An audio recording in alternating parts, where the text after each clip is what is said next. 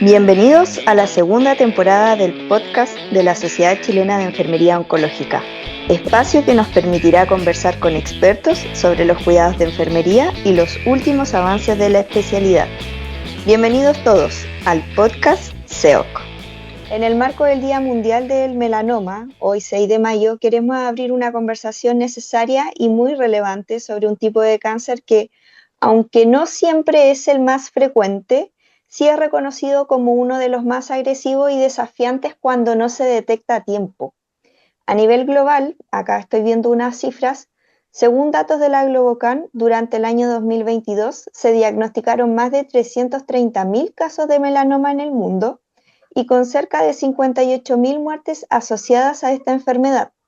Son cifras potentes que nos invitan a reflexionar sobre la importancia de la prevención, la pesquisa precoz y la educación en salud. Ahora, si esto lo llevamos a nuestra realidad local, en Chile se diagnostican más de 800 casos al año y alrededor de 300 personas fallecen por esta misma causa. Detrás de cada número hay personas, familias, comunidades que muchas veces van a enfrentar este diagnóstico de cáncer con incertidumbre y temor. Hoy queremos ir más allá de estas cifras, queremos hablar del melanoma en la vida real, acá en Chile, cómo se vive a lo largo de nuestro país y sobre todo acá teniendo presente a la doctora Emilia que se desempeña en la séptima región, que por ahí nos va a contar un poquitito más. Y de esta manera, ¿cierto?, conversar cómo nosotros podríamos cambiar esta historia y generar un impacto positivo desde la prevención hasta el acompañamiento. Así que, Andrea, sin más preámbulo, te doy el pase. Es muy buena introducción, Javi. En verdad es algo que venimos escuchando. Tenemos que recordar que el 40% de los cánceres en nuestro país, en los adultos, son a través de la prevención de algunos hábitos y uno de los factores de riesgo más importantes del tema que vamos a hablar hoy día es la exposición solar. Quiero agradecer a la doctora que pudimos contactar a través de redes sociales y nos dijo que sí de manera inmediata. Está muy comprometida con llegar con esta información a todos. Así que les vamos a presentar a la doctora Emilia Neves, dermatóloga. Ella es médico de la Universidad de Chile y formada en dermatología en la Universidad de Santiago de Chile. También pertenece a la Sociedad Chilena de Dermatología y a la Sociedad Iberoamericana de Dermatología. Tiene experiencia con pacientes, actualmente trabaja en el Hospital Regional de Talca y también en el área privada de la clínica Dermaplastic en la séptima región. Doctora, bienvenida, ¿cómo está? Muchas gracias, muy bien. ¿Y ustedes?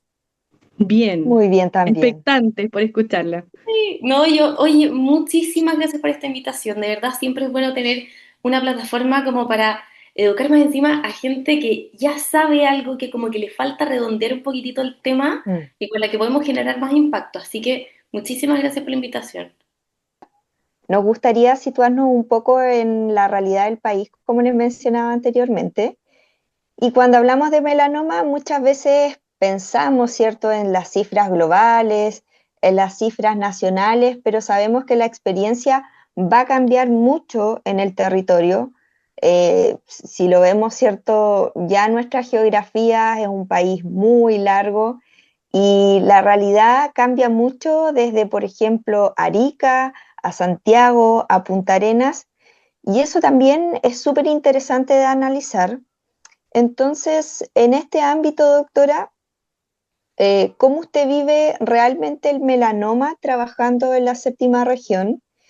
¿Y es tan poco frecuente como se percibe o algo que está más presente de lo que nosotros imaginamos? Mira, la verdad es que no es tan infrecuente, pero sí es lamentablemente subdiagnosticado. Yo afortunadamente tengo como las dos miradas porque yo trabajo en el hospital y trabajo en clínica privada. Yo trabajo 44 horas en el hospital, entonces realmente veo harto volumen de pacientes. Súper. Lo que pasa con el melanoma en las distintas regiones es que los pacientes no tienen una conciencia que habitualmente se tiende a tener más en ciudades, en lugares que están como más capitalizados, donde sabemos que podemos acceder a un especialista con mayor facilidad. Las cosas sí han ido cambiando, Porque antes, si un paciente tenía una lesión, para verlo al especialista tenían que pasar años, pero Mm. actualmente tenemos una plataforma maravillosa, que no sé si ustedes han escuchado, que es Teledermatología por Hospital Digital. Ya, esa No. plataforma salva vidas. Es una plataforma a la que están inscritas todos los consultorios Mm. y los médicos de los consultorios mandan la historia clínica, una foto de la lesión y cientos de dermatólogos a lo largo del país vemos esas interconsultas y las respondemos. Y eso está conectado con los hospitales. Entonces, afortunadamente, eso ha salvado una cantidad de vidas que no te puedo contar. Qué Eh, interesante. sí, así que si es que alguno de ustedes trabaja en atención primaria, averigüen cómo se puede llegar a eso, porque muchas veces los pacientes le muestran estas lesiones no solamente al médico, sino que quizás a técnico que le estaba curando la Mm. úlcera, o a, no sé, la podóloga que le estaba viendo los pies al paciente diabético, o a la enfermera que los fue a controlar por todos los motivos por los que los controlan. Entonces, la realidad ha cambiado en las regiones. Ya no es tan oscura como fue hace algunos años. Bueno, igual quería complementar un poco eso. El mes pasado fue el Congreso Chileno de Dermatología y se presentaron trabajos y el segundo, o sea, el trabajo que ganó el segundo lugar fue un trabajo de estudios epidemiológicos de melanoma en el que Mm. mostraban como cómo incidía Estupendo. la ruralidad, la localización del diagnóstico de melanoma en la mortalidad. Y si bien tú mencionaste algo de las enfermeras de la zona norte, si bien en la zona norte Sí. existe mayor radiación y mayor incidencia de melanoma, no es el lugar donde más se mueren las personas por melanoma, sino que la zona centro-sur. Mm. De hecho, el Maule, la región de los ríos, son regiones donde se muere más gente y eso probablemente tiene que ver con la ruralidad, con el fotoenvejecimiento, como Mm. por la agricultura y por el acceso que tenían a los especialistas, como en llegar. Es súper interesante que podamos ir derribando como algunos mitos, como que tenemos muy integrados desde la epidemiología o de la incidencia donde aparece finalmente esta patología. Y en relación a eso, usted menciona que probablemente el índice de mortalidad está más asociado a la zona centro-sur.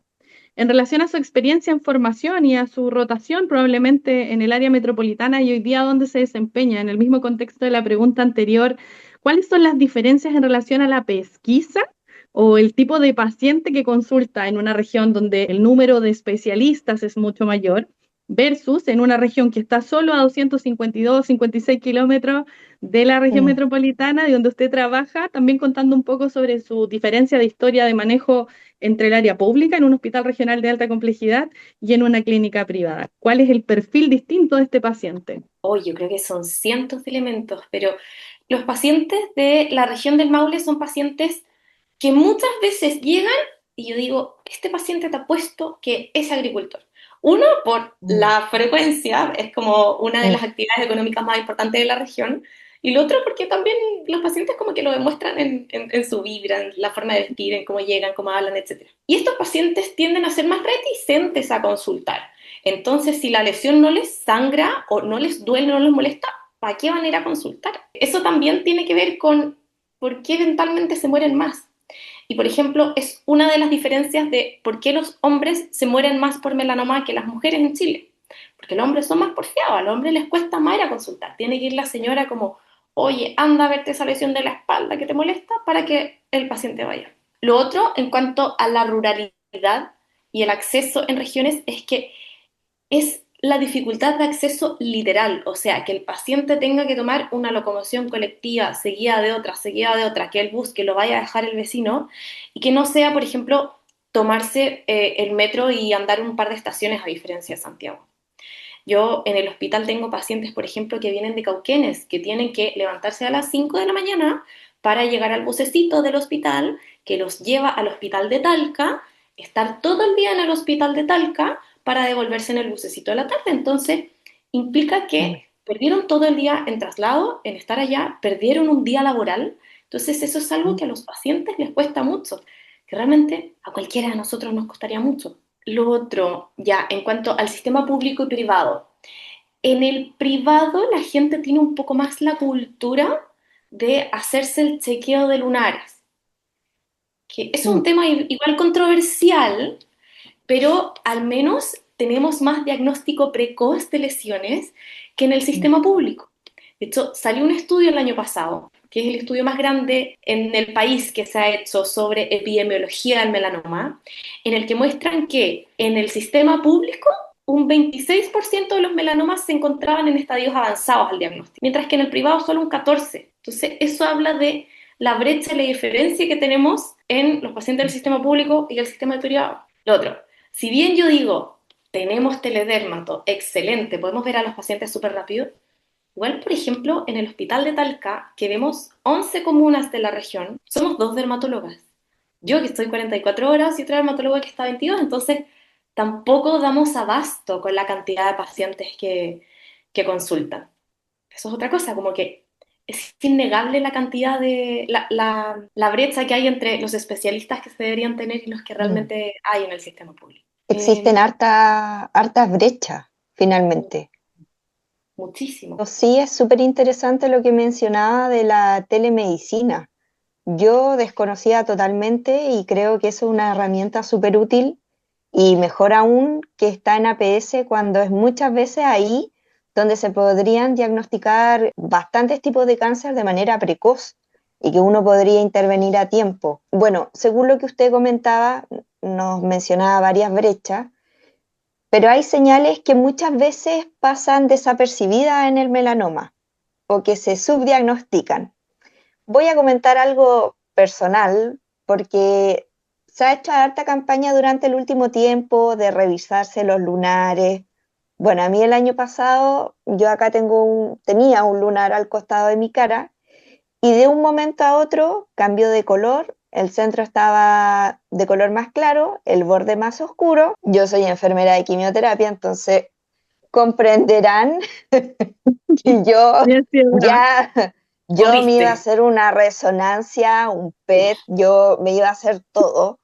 Gracias a Dios no era nada malo, pero sí, probablemente si hubiese sido otra persona que a lo mejor no tenía los conocimientos, el nivel educacional, o sea, cambió de color y punto, no me duele, no creció. ¿Cuál serían en su caso, en su experiencia como profesional, los signos que más se subdiagnostican? Que ya sabemos, ¿cierto?, que uno de esos es que el paciente no tenga dolor. ¿Y de qué manera esto impacta en el diagnóstico? Eso es difícil porque lo que se subdiagnostica del melanoma son los melanomas que no son tan clásicos. Por ejemplo, hay melanomas que son amelanóticos. Entonces uno dice, pero ¿cómo? Si no que los melanomas son todos negros, café y sangran. No necesariamente. Puede ser una cosa roja que te sale que empieza a crecer de a poquito, roja o rosada. Entonces, eso es dificilísimo de diagnosticar incluso para nosotros los especialistas. Lo que tenemos que grabarnos a fuego todos los profesionales del área de la salud es el ABCD. Así de fácil.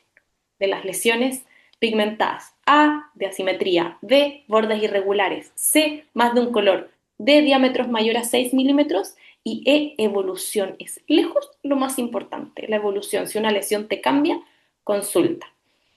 Lo otro, otra cosa que es subdiagnosticada, que es frecuente, yo veo mucho, y la verdad es que en la población latinoamericana tenemos hartos, son los melanomas acrales. Y los melanomas acrales incluye palmas, plantas y las lesiones unguiales. Entonces los pacientes como, pero si me pegué en la uña, eso debe ser, o no, quizás debe ser tierra incluso. Y no, a esas lesiones les tenemos que tener ojo. Y la otra variante que también existe, que la gente le dice, no, es una mancha por el sol, es el léntico maligno melanoma, que son estos melanomas que van creciendo en la carita, y el paciente nunca consulta porque dice, pero si doctora me salió hace 10 años. Afortunadamente tiene una fase de crecimiento horizontal súper larga, pero una vez que se profundiza, queda la embarrada. Entonces, esas lesiones son grandes, que tienen varios colores, irregulares, hágasela ver. ¿Y te parecen como a manchas por el sol? ¿A hiperpigmentaciones? Principalmente en adultos mayores, pero que cumplan con esos criterios del ABCDE. Eso es lejos lo más importante que tenemos que grabarlo. Sí, y es súper complejo porque además con la edad la piel va sufriendo cambios como dice la Javi, se hiperpigmenta, aparecen las manchitas de la edad, y así es como probablemente en los pacientes muy adultos, el subtipo de melanoma más frecuente en ellos es que se va escondiendo y no vamos a consultar por algo tan frecuente como es el cuidado de la piel. Yo creo que una de las cosas que hoy día hemos visto a raíz de la evolución de la digitalización de la información y redes sociales, donde todos tenemos acceso a un teléfono y a ver un video, es que hay mucha, Ujú. mucha, mucha información disponible y no siempre es la información más adecuada para todas las personas. Entonces, hay muchos mitos, muchas cosas información errada que hoy día vemos. Como mencionamos anteriormente, usted en su perfil profesional tiene más de 10.700 seguidores y el algoritmo probablemente le muestre mucha información relacionada a su trabajo. Y mi pregunta a continuación de esto tiene que ver con cuáles son los mitos más importantes que tenemos que romper hoy día en relación al melanoma y a su diagnóstico o cómo preocuparnos, y también que nos cuente cuál ha sido la información más errada que ha encontrado en las redes sociales, porque le damos like a muchas cosas y muchas veces esa información es totalmente errada y los pacientes llegan más que informados, desinformados. Sí, o ya es que lo que me ha provocado un patatús, pero cada vez que lo veo, esto de que el fotoprotector provoca cáncer. No sé si lo han visto. Lo he Sí. escuchado. Dios mío, o sea, es que cantidad de estudios que uno le puede mostrar a esas personas. Mira, yo, ¿por qué? En gran parte, ¿por qué creo contenido? Porque he estudiado y porque yo puedo ayudar a la gente a que entienda mejor su piel, a que conozca las lesiones sospechosas, etcétera, versus cantidad de otros influencers que vieron un video de TikTok y se creen médicos como para andar recomendando cualquier tipo de estupidez como que no usen protector porque provoca cáncer. Ya, eso yo creo que es la aberración más grande que he escuchado en el último tiempo. Un dato duro importantísimo, el 80% del riesgo de melanoma se adquiere en la infancia. Entonces tenemos que Mm. cuidar a nuestros hijos de las quemaduras del sol. El melanoma aumenta su riesgo no por las quemaduras como, o no por la exposición solar crónica necesariamente, sino que más por las quemaduras de los veranos. Son las quemaduras de los veranos las que tenemos que ultra evitar. La gente dice, no, si yo me pongo protector solar todo el año, pero vaya a la playa en el verano y te chantaste una quemada y eso aumenta Como un montón. jaiba. Exacto, exacto. Tenemos que ser súper consistentes, lamentablemente, sí. Es eso, es ser consistente. Entonces, no nos dejemos estar y cuidemos a nuestros niños de la exposición a la radiación. Sí. Es súper latero. De hecho, muchas veces yo en Instagram empiezo a poner como usa protector solar por las manchas y el envejecimiento y todo. Claro, es lo que más vende y todo, pero finalmente es Claro. porque veo pacientes con cáncer de piel todos los días. Entonces, es súper entretenida para mí la oncología cutánea, estoy haciendo un diplomado y todo eso, pero no debería ser, es una lata para los pacientes. O sea, un diagnóstico de cáncer pesa mucho. Totalmente. Mm. Totalmente, está conversando con uno de los profesionales expertos en el tema. Pero también hay cosas que nos quedan grandes y tomando un poquito, Javi, discúlpame, sé que viene la otra pregunta, pero Sí. tomando un poquito de lo que hablaba la doctora, porque me parece súper importante reforzar algunas ideas y entre eso estaba que tenemos que usar la fotoprotección, ya es algo que hemos podido a lo largo de nuestro país, sobre todo, yo creo que hemos cambiado a nivel generacional la cultura de la exposición al sol. Antes veíamos paciente, a mí me tocó en el año 2018 cuando recién pasaba quimioterapia y no existía la inmunoterapia o las terapias dirigidas, pasábamos de carbacina y era lo que había y eran pacientes que eran bastante pesquisados en etapas más avanzadas.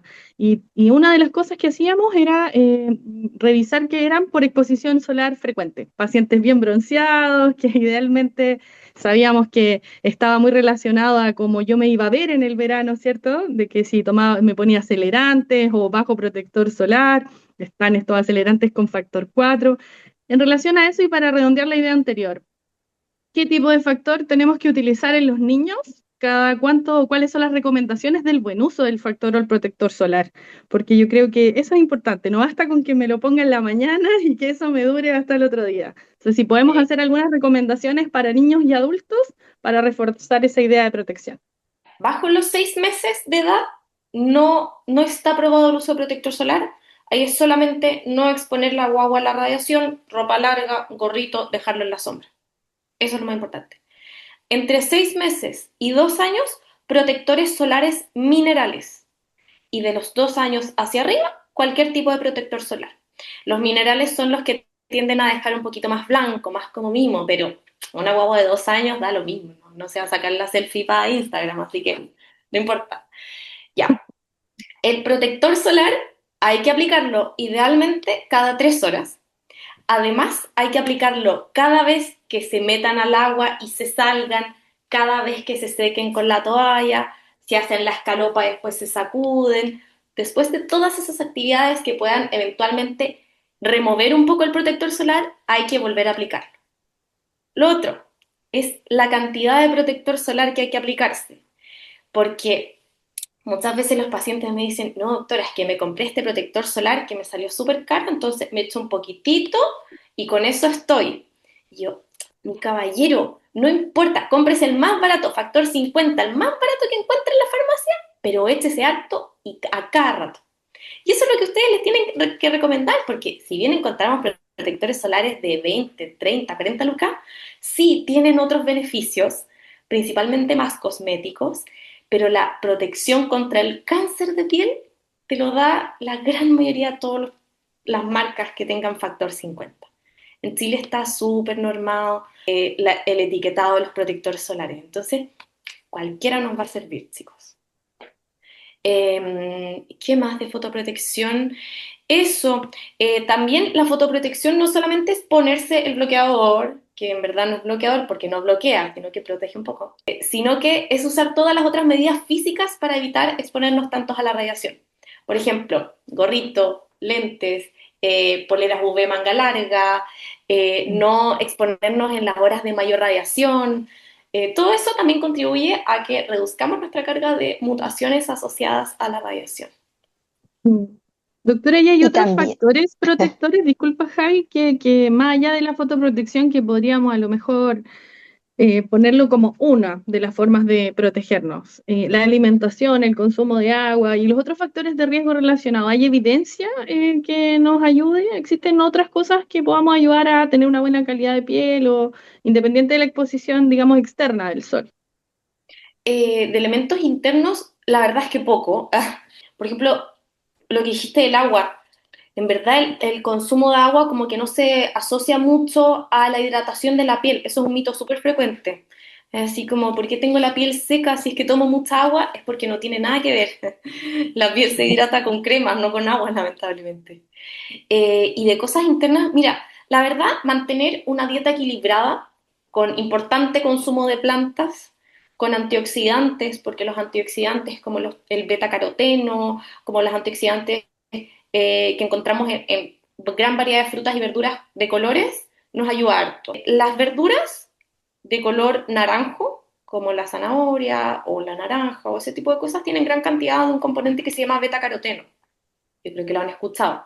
El beta-caroteno es un antioxidante súper, súper, súper bueno, entonces eso también tendría incidencia en como ayudarnos a proteger un poquitito la piel, pero la verdad es que no hay estudios que lo hagan y tendrían que ser como dosis muy altas.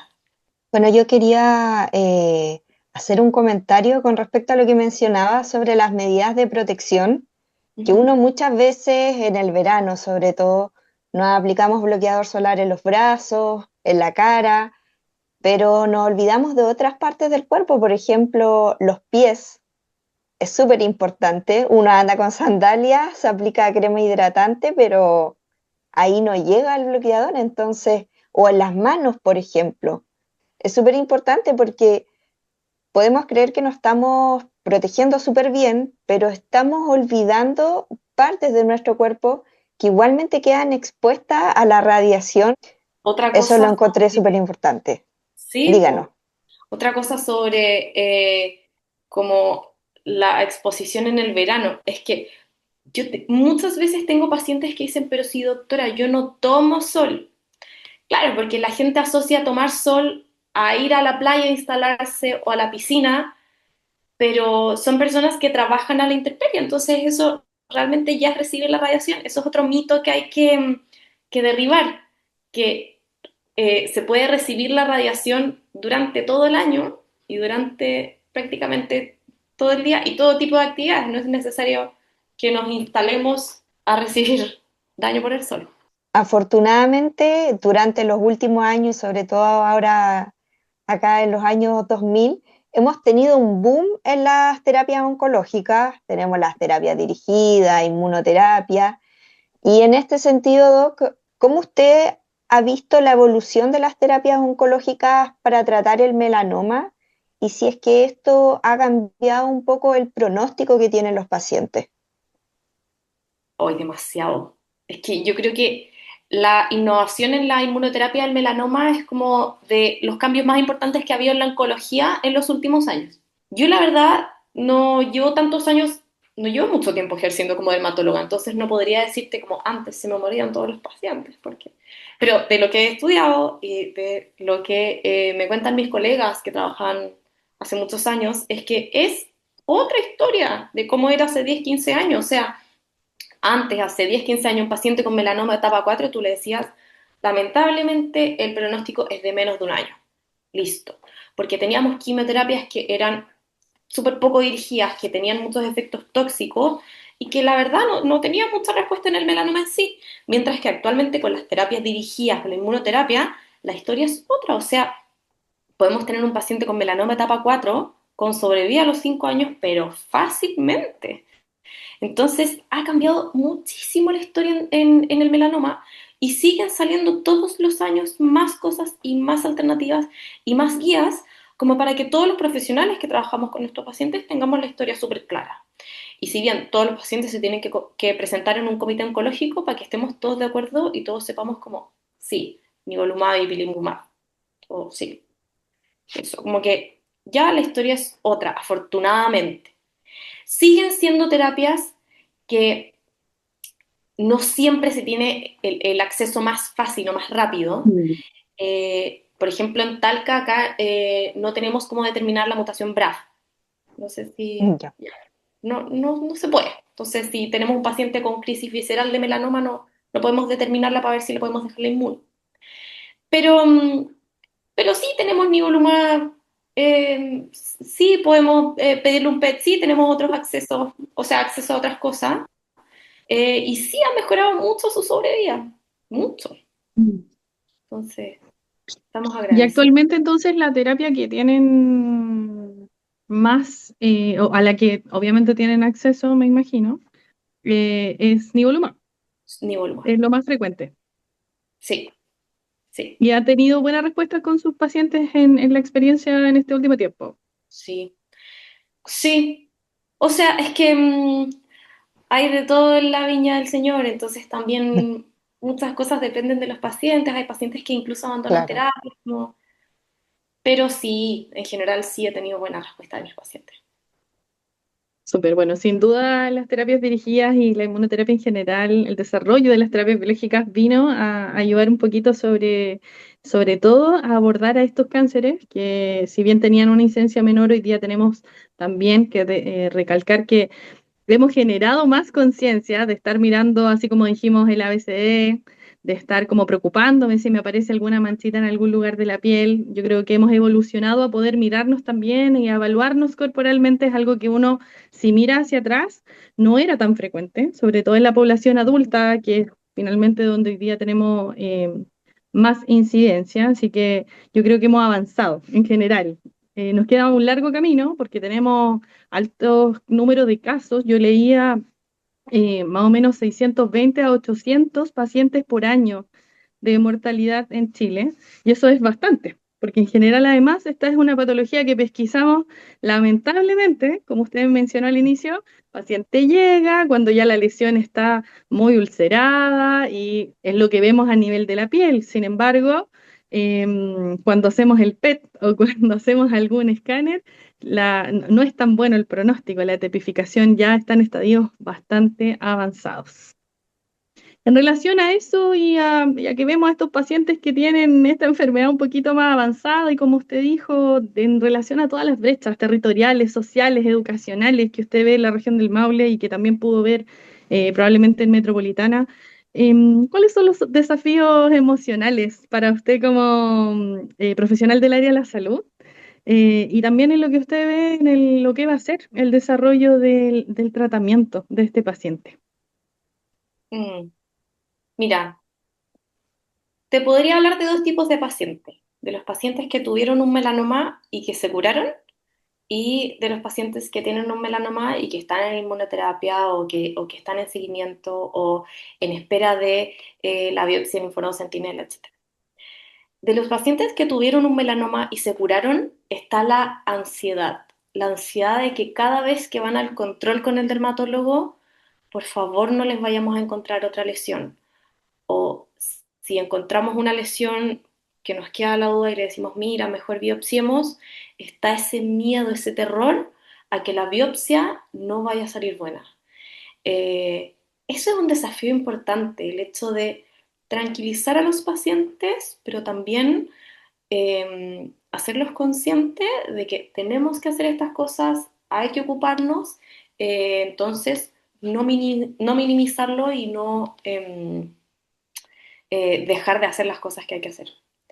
Eso es en los pacientes que tuvieron un melanoma. Y en los pacientes que tienen un melanoma es como la ansiedad de que ocurran las cosas rápido. De, por favor, es que quiero que el cirujano de cabeza y cuello me vea ahora, por favor, que me haga la ampliación. O es que no me he podido conseguir la hora del PET y me lo pidió ayer y no me lo he podido conseguir. No, como calma, porque estas cosas sí van a avanzar rápido, porque afortunadamente los casos oncológicos de este tipo sí se trabajan bien, eh, y acompañarlos en todo ese proceso. O sea, son pacientes al que yo les doy el permiso de tú ven a tocarme la puerta y da lo mismo, yo te atiendo, no importa, tú ven. Pero muchas veces es como tranquilizarlo al paciente y a su familia también. Muchos son adultos mayores que son traídos por las hijas o por los hijos, entonces viene toda la familia a la consulta y hay que ir explicándole paso a paso a cada uno qué va a pasar. Que además está la ansiedad de adelantarse a los hechos, de tú tienes una lesión sospechosa que ni siquiera le has hecho la biopsia y ya te están preguntando sobre quizás la inmunoterapia que le van a tener que hacer y cuántos PET y no sé qué. Y no como paso a paso. Vamos con calma. Personalmente, doctora, porque nos pasa a todos los que trabajamos en el área que yo creo que si bien usted tiene una especialidad médica que es la dermatología, se enfrenta al desafío de tener estos pacientes oncológicos, no tan frecuente a lo mejor como otras especialidades. ¿Cómo ha sido trabajar con pacientes oncológicos? Porque muchos de los que estamos conectados acá hemos elegido esta vía de trabajo, hemos elegido esta especialidad y finalmente todos podemos contar que nos ha cambiado un poquito la vida el estar siempre rodeados de tanta vida cuando a veces hay presencia de procesos de muerte. Mm. ¿Sabes qué angustiante? A mí en verdad me da mucha pena porque uno, no sé, pues tiene casos emblemáticos, casos que nunca te vas a olvidar. Pucha, para mí la patología oncológica me gusta mucho. Yo creo que todo el mundo asocia la dermatología que al skincare, que al botox, que no sé qué. Eso no es lo que me gusta a mí. A mí me gusta mucho más la patología médica y oncológica. Y para mí no es fácil esos casos porque, como les digo, somos poquitos dermatólogos, entonces no tenemos un equipo tan afiatado, por lo tanto son casos que uno tiene que enfrentar como médico un poquitito sola, pero es rico también formar esos lazos con esos pacientes y con la familia. Como que, no sé, por ejemplo, no es por un melanoma, pero un carcinoma espinocelular, pero tuve un paciente hace un tiempo, don Sergio, que en paz descanse, falleció después de un tiempo, después de todos los esfuerzos que hicimos, y aún así yo dije, la embarré, se me murió el paciente, pero tampoco había nada más que yo pudiese hacer. Claro. Y el hijo me fue a ver tiempo después de la consulta, y yo como, Ujú. ¿por qué me viene a ver a mí si yo la embarré? Pero realmente no la embarré, era una situación, es una lesera que uno siente de pucha, no lo salvé. Pero hay Mm. cosas que uno no puede, no hay nada más que hacer que acompañar. Y finalmente, Mm. si el hijo del paciente me vino a ver a la consulta es porque confiaba en mí y porque yo tranquilo y sabe que se hizo todo lo que se podía hacer. Es difícil, Sí. pero es gratificante a veces. Para su tranquilidad, muchos de los que estamos acá llevamos años viviendo, probablemente eso fue una experiencia que vivimos al inicio. Las experiencias son Sí. muy personales, uno las va viviendo y a medida que usted vaya también teniendo mucho más contacto con sus pacientes, va a ir encontrando este amor y este cariño y probablemente el hijo de ese paciente la fue a saludar o a ver a forma de agradecimiento. Usted finalmente y Mm. todos los que trabajamos en salud, sobre todo en esta área, más que tratar a los pacientes, acompañamos procesos, transformamos vidas y Ujú. sin que nosotros nos demos cuenta, los pacientes transforman nuestra vida también. Nos Sí. muestran que tenemos que ser agradecidos a diario y eso es muy bonito. Yo creo que ya trabajar en un área como esta nos sensibiliza de una manera distinta. Así que qué bueno que le guste la dermatología oncológica, que pueda hacer un aporte en la región del Maule, donde hubo mucho tiempo. Yo soy de allá, me fui hace un año, entonces conozco la situación, no había dermatólogo y llegaron estas dermatólogas a salvatar toda la situación, así que qué bueno, ojalá que se quede, que esté ahí mucho tiempo y que también sea de nuevo un aporte en todo lo que tenga que ver con su área de especialidad. Se nos pasó el tiempo volando, Javi, como Sí, siempre. volando. Pero oye, encuentro que fue una conversación fantástica con la doctora. Podríamos mencionar acá cuál es su Instagram para difundirlo. Sí, más que lindas. Mi Instagram Sí. es @dermi.neves. Creo que tiene el punto, ¿verdad? Sí, Sí, de hecho la etiquetamos en dermi.neves. nuestras publicaciones de la Sociedad Chilena de Enfermería Oncológica. Sí. La doctora tiene, como ya mencionamos, 10.700 seguidores en redes sociales, se encarga mucho de derribar mitos y tiene, eso es lo atractivo, de ver contenido real, ¿cierto? De que ella nos muestre en primera persona el contenido real de su especialidad. ¿Te Ujú. parece, Javi, que hagamos algunas ideas fuerza para que nos quedemos con algunas cosas? Yo me quedo muy contenta porque derribé personalmente muchos mitos acerca del melanoma.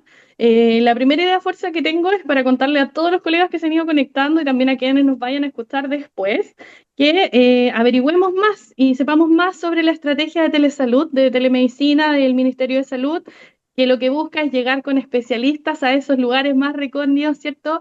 Para poder tener acceso. Yo tuve la oportunidad de ver más o menos cómo funcionaba, e incluso los médicos de APS pueden mandar imágenes y los médicos, como la doctora dermatóloga, puede hacer de contralor, mirar esta foto, mirar esta imagen y retroalimentar a la atención primaria para poder priorizar esta interconsulta al nivel secundario, terciario, ¿cierto? Y que el paciente tenga un acceso mucho más fluido. Así que para los que no sabíamos, existe la telemedicina, existe la dermatología, para llegar desde la atención primaria hasta los niveles de mayor especialidad. Esa es mi primera idea de fuerza y yo creo que una estrategia maravillosa. Qué bueno que usted también trabaje en ella. Sí. Segundo mito que derribamos, que si bien nosotros conocemos que tenemos por exposición, ¿cierto?, solar en el área norte, como dice la doctora, porque es un área donde tenemos muchos profesionales como ocupacionalmente expuestos también, ¿por qué no decirlo? Si bien allá está probablemente lo que nosotros creemos la mayor incidencia, la doctora nos comentó que la mayor mortalidad se concentra más o menos en la zona desde la región del Maule hasta la región de los ríos. Bien interesante para quienes los que trabajamos en esas áreas estemos bien pendientes de agilizar los procesos y que claramente esto tiene que ver con las determinantes sociales que podamos ver en estas regiones. Súper importante siempre considerar eso cuando hagamos planes educativos, planes de refuerzo, porque tenemos que llegar, ella bien lo mencionó, tenemos pacientes en la región donde ella trabaja que se demoran 4, 5 horas, 3 horas, y así es la realidad que tenemos en este largo y hermoso país. Y por último, algo que vemos mucho en las redes sociales, lo más importante para hacer una evaluación probablemente sea el ABCDE, ¿cierto? Así que eso lo podemos encontrar, nosotros lo podemos googlear, hay imágenes que nos puedan ayudar así como a asociar más o menos algún tipo de lesión y es una herramienta que al momento de valorar a nuestros pacientes en las distintas instancias de atención, podemos aplicar también como enfermeros especialistas del área para hacer una buena derivación o en un tiempo que necesitemos. Doctora, si nos quiere acotar algo más de ideas, fuerzas para poder terminar esta hermosa conversación de miércoles por la tarde. Oye, estuvo buenísimo el resumen. O sea, excelente. Una cosita más, que Súper, es, ¿quiénes tienen que hacerse chequeo de lunares? Porque la súper. gente, voy a ir porque me tengo que chequear los lunares. No es necesario que toda la población lo haga, pero sí quienes tienen factores de riesgo. Es decir, piel muy clara, que tienen más de 100 lunares, que tienen antecedentes personales o familiares de cáncer de piel, y eso principalmente. Nos hablan demasiado, independiente de la carrera que sea de salud, ¿cierto? Por ejemplo, medicina, nosotros enfermería, del examen físico. Y muchas veces lo vemos, ¿cierto?, como algo un poco medio latero, ¿cierto?, cefalocaudal, pero qué importante es ver realmente a nuestros pacientes, porque, o sea, hasta en las uñas, o sea, el hecho unguial ya nos puede decir que hay algo que debe ser estudiado. Entonces, eso es súper importante. Nosotros los que nos desempeñamos en los servicios ambulatorios también, ver a nuestros pacientes cuando estamos buscando, ¿cierto?, esa venita para funcionar, para administrar la quimioterapia, no nos vamos a demorar más de 5 minutos en mirar un poquito más allá, así que ese es el llamado y ese es también el mensaje con el que me quedo yo hoy. Súper importante. Las felicito, chicas, por todo esto que han armado, o sea, por la sociedad maravillosa. Les queremos agradecer a todos también que estén conectados a esta hora de la tarde, mitad de semana, por fin, Un miércoles. día miércoles. Muchas gracias, Carlos, doctora, de verdad, muchas gracias por su Sí, muchas tiempo, gracias. por su claridad, por la sencillez también de explicarnos un tema que es súper relevante. Sin duda la vamos a considerar para una próxima oportunidad. Chicos, nos despedimos entonces. Que tengan un lindo descanso el día miércoles, Javi, que tengas una buena semana, ya tú Sí, sabes. ustedes Agradecemos también, un día queda las cosas poquito. lindas que nos pasaron. Este es el podcast de la Sociedad Chilena de Enfermería Oncológica, que se realiza en colaboración de Visible World. Te invitamos a compartir este programa y estar atentos a nuestros próximos episodios. Saludos y muchas gracias por escucharnos.